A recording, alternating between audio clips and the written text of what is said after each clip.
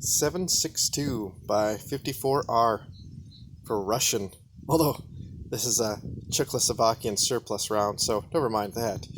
But anyway, here's the rifle that a friend of mine whom is moving just gave me. And I know those of you who are aficionados of the Mosin, or Mosin, however you want to say it, are like, hey, wait a moment, that doesn't look like a Mosin at all. Well, this thing has a little bit of a storied history. You'll notice first off, the stock is, well, it's aftermarket. When he bought his rifle, it was soaked in cobbling, but apparently it was already in a state of decay. So he said as he was brushing all of it off and cleaning it up, that basically it was, as he was scrubbing away with a brush, so too was bits of the wood. So he replaced the stock. It is an M38, so it's not the M44 version that has the bayonet welded to the side. And this was made in, let's see, there we go, 1943. And there you can even see the dirty communist hammer and sickle up there, stamped into the receiver. It's it has a rougher history than that. There's about an inch counterbore up here. Because he said, he openly admitted, hey, there's some pitting going on in the barrel. And although he's never really tried going for accuracy, this is just an old hunting rifle that he had for convenience. He said it could do dinner plate at 100 yards. I was like, that's a very interesting and very specific comparison. But hey, whatever. I cleaned it up. I did some other things. We're going to see how it does. I have some of his old hunting ammunition here, actually.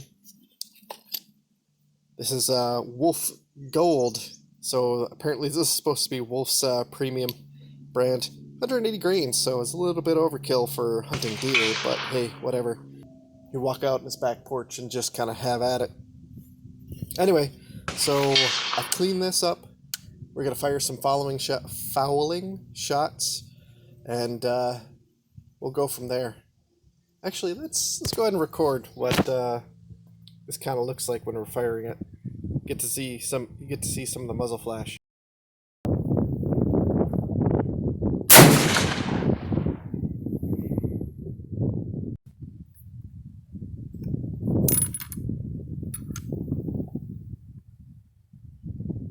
Not bad.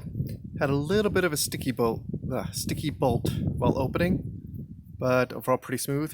You know, actually, other than the sticky bolt problem, because he said this thing is pretty well used. Let's see how well the follower is. Okay, perfect. You can see that the top bullet is behind the first bullet. So we're going to see if we can initiate a rim lock. Nope. So that's still good. That's actually really good. A lot of Mosins that are worn will have that issue where you actually can rim lock it. It's not an issue with having rimmed cartridges. Usually you have to have like a pretty crappy rifle for it to happen. And with Mosins, it's a case of where there's something with the whole receiver follower bit that things are wore down. I'll explain it better in editing. But either way, this thing's still doing pretty good. A lot of people feel that Lee Enfields and Mosins are prone to rim lock. It's not true at all. You have to do something special. Anyway, let's fire some more shots and let's see what we can do. Anyway, I'm checking the brass after each shot, as you know, reloaders often do, and I'm noticing that there is a slight dimpling, cratering, I meant to say, around the primer there. You see that? Just ever so slight. And they don't look overly flat. I wonder, actually. Give me 1 second.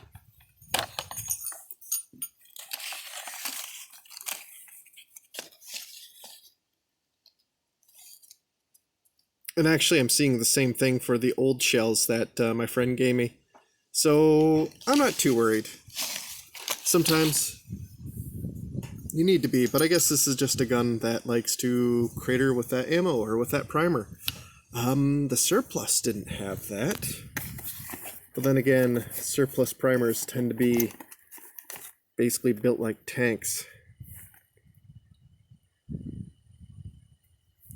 It's not focusing well, but yeah, you can see, and look, the dimple made by the primer is far less shallow.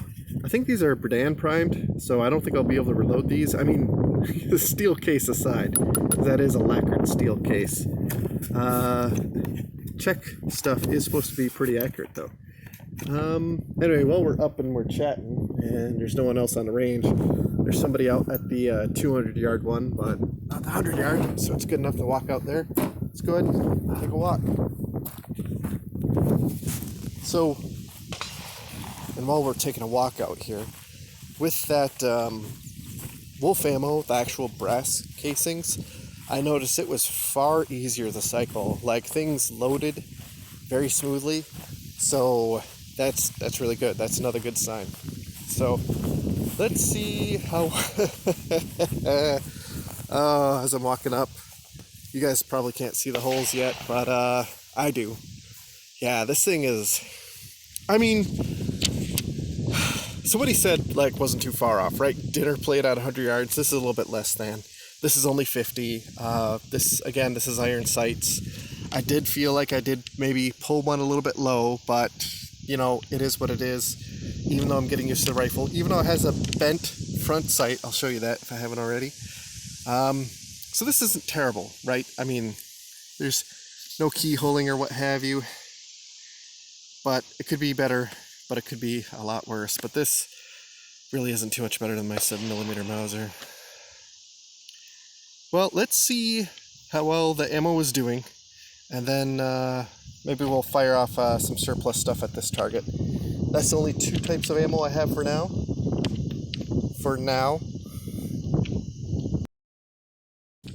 Okay, so this is the Czech light ball ammunition. I'm noticing that the bullet holes are far more ragged, but otherwise about the same size group. Change of point to impact. Down here closer to the center, I was aiming 6 o'clock gold as usual. This is the 180 grain, and that's the stock point. Much more clear, much more defined bullet hole. So yeah, comparable. And then while these are shots with the 22, that's me just letting the other rifle cool down. Well, let's put on the chronograph. If this isn't the most absurd thing, I don't know what is. So let's test how fast the Czech ammo is going first, then we'll do the last 5 as the wolf stuff. Very technical terminology here.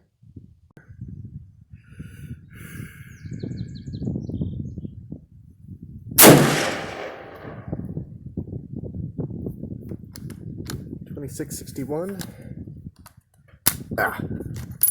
Sticky bolt, but again, because of these lacquered steel cases. Loaded smooth though, both in terms of putting cartridges in the magazine as well as putting one home into the chamber.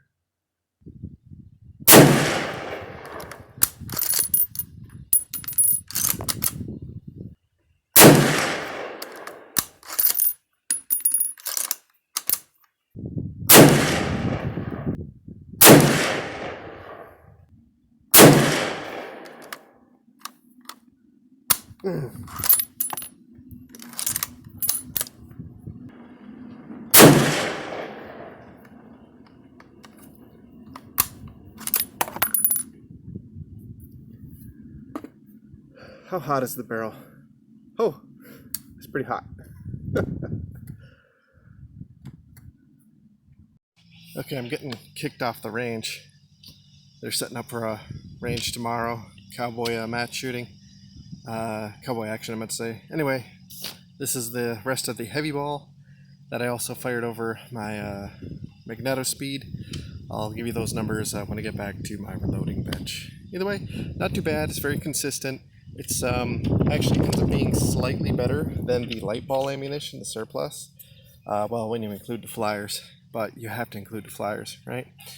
Anyway, figured out my targets, and see y'all next time. So it's another day here out on the range, and let's have some reintroductions. Right here we have probably the sorriest Mosin Nagant you've ever laid eyes upon. I say that because, well, the original stock is obviously not original. It's some $100 special from Midway. The bore up here is counterbored by about an inch. This front sight up here, ever so slightly. Focus. It's not going to focus. Anyway, it's actually slightly bent. However, the serial numbers are matching. We got 5058 here and 5058 here. So, hey, that's good.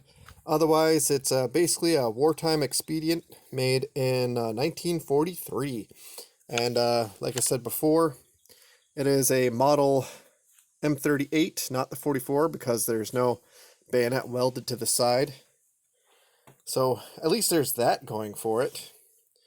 But otherwise, from my previous trip, we saw that we're printing about 4-inch groups with both off-the-shelf ammo and some military surplus ammo. We had some Czech light ball, actually standard ball, I guess that would be more proper, which was the light ball variant. What I have here are some handloads, and these are actually some of the these are actually the last of my primers. I'm crying when I say that. This here, 174 grain Sierra Match King bullet. And then this here is 174 grain Hornady. There we go. Hornady bullet. You can tell because it has a little bit more of a, almost like an angle for the ogive. Copper is also slightly different color. By the way, if you want to know how I know, that is basically a wartime expedite sort of model, beyond just made in 1943.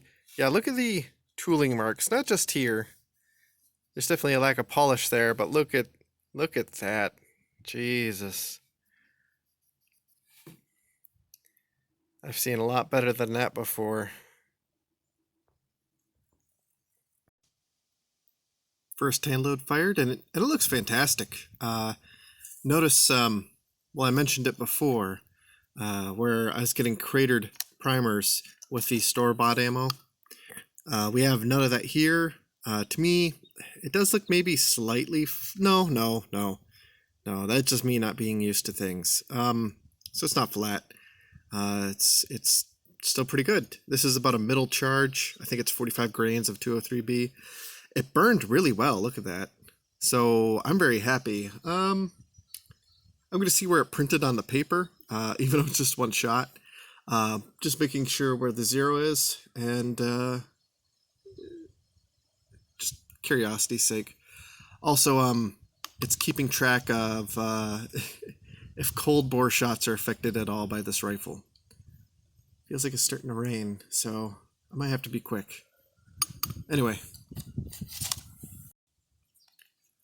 So as I'm firing my hand loads here, can you see where you have the bright spots on the brass, whereas the once fired brass does not have that at all? It still looks rather dingy and what have you. So I'm wondering if that might be because I, have the brass properly formed to the chamber or what. I don't know. I'm probably talking from my ass, but to me, that might be a pressure sign. So might be time, maybe 45 grains, although it's not quite the max charge. I think we're off by a couple grains. Maybe for this rifle in the chamber dimensions, it is, at least with this brass. I don't know. We'll see how the others come out, and we'll go from there. Those were fairly slow shots, and this barrel is slightly warm to the touch. So let's go check how we did on our targets. So I already mentioned I went out and I checked the first shot just to see if there might be any cold bore issues. Kind of just keep track of that aspect. So as I'm walking out here, I did already come out here to check, see if there's any cold bore issues. I checked the first shot, and hey, actually, okay, so these are 4 shots. Again, this is just a random hand load that I picked out, meant to say. 203B, 45 grains. This is the first shot I fired. I already did mark it because I want to see if there's any cold bore issues. It's only a 4-shot group, but honestly, that's pretty consistent with what we had before. So I'm not really too worried. I'm not going to read into that too much. So hand loads aren't better, but more importantly, they're not worse. So I have the Hornady bullets. Let's go ahead and fire those. Let's see how they do. And then I do have a third target set up, but that's for my 22. Okay, so here's our group. So let's explain. So these are the Sierra Match Kings, and this one in particular, you can see here. You can see here first. So not only is this the allowed mulligan, the bullet that I had seeded multiple times, this is also the cold bore shot. However, when we see here, it's not outside what we saw before with our off-the-shelf ammo and with our surplus ammo. So honestly, I don't think we can discount that bullet. I think we have to include it. I'm going to need more primers to test otherwise. Oh, man. It just hurts my soul to say that. This is the Hornady match bullets.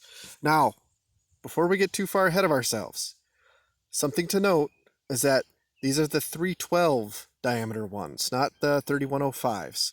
So this is the slightly larger diameter. So this kind of confirms something I suspected, right? That this barrel, I mean, it's a wartime expedient. It's probably a little bit overbore, but holy crap, here we go, folks. However, we have that flyer. Now, whether it's induced from the rifle or induced from me, it doesn't matter. We still have to include it.